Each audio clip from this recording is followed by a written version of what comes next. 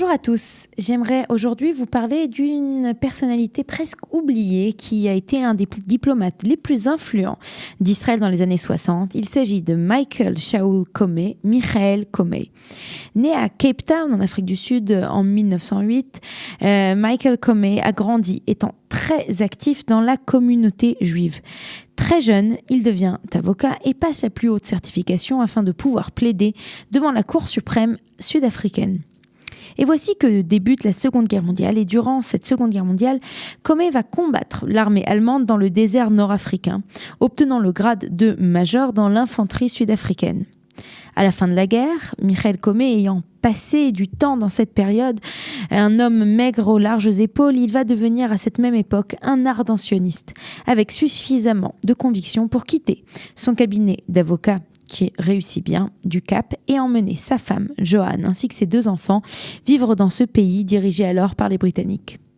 Quand on lui a demandé plus tard la raison de son choix, il a déclaré « Je suis à cette époque devenu convaincu qu'il était essentiel de travailler pour la création d'un État juif et j'ai senti que je devais apporter une contribution personnelle. » C'est ainsi qu'il va rejoindre l'agence juive, l'équivalent à l'époque du gouvernement juif, et va devenir l'un de ses principaux agents dans la collecte de fonds et le soutien politique pour Israël à travers le monde.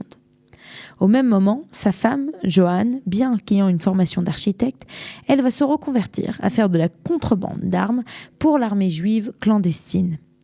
Le couple Comey réussit à éviter de se faire arrêter par l'armée britannique à plusieurs reprises et en 1945, il s'installe à New York où Michael est envoyé aux Nations Unies afin d'aider à faire pression pour la création d'un État juif. Tout en repoussant les attaques diplomatiques arabes aux Nations Unies, Michael Comey devient l'un des principaux représentants d'Israël auprès des Juifs de ce pays. Les Juifs américains constituent une source majeure du soutien financier et politique et leur implication est d'une immense importance. Il va ensuite occuper plusieurs postes d'ambassadeur d'Israël. Il sera en poste au Canada de 1953 à 57, puis en Grande-Bretagne de 70 à 73. Et c'est d'ailleurs au Canada, alors qu'il est ambassadeur, qu'il va réussir un coup de maître pour Israël. Il réussit à persuader le gouvernement canadien de vendre 24 chasseurs à réaction à l'armée de l'air israélienne en 1956. Il faut comprendre que cette vente va contribuer à modifier l'équilibre militaire au Moyen-Orient. Comey va ensuite être l'un des porte-parole les plus éminents d'Israël aux Nations Unies. Il va succéder dès 1959 à Abba Eban, l'une des personnalités les plus connues du ministère des Affaires étrangères israélien. Et à cette époque, quand Comey le remplace, c'est une des périodes les plus turbulentes du pays, de l'État d'Israël.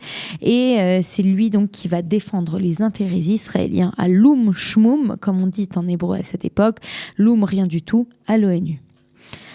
Michael Comey va prendre sa retraite à Jérusalem dès 1979 et avec son épouse Joanne, il devient un conférencier très recherché.